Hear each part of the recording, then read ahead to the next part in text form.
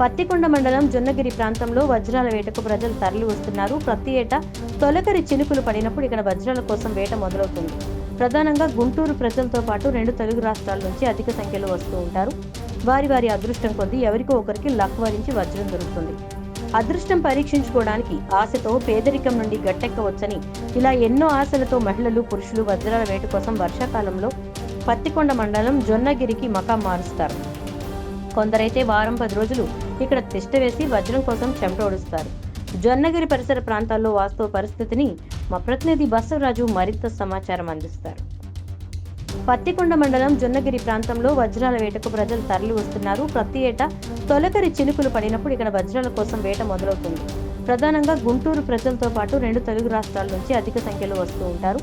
వారి అదృష్టం కొద్దీ ఎవరికో ఒకరికి లక్ వరించి వజ్రం దొరుకుతుంది.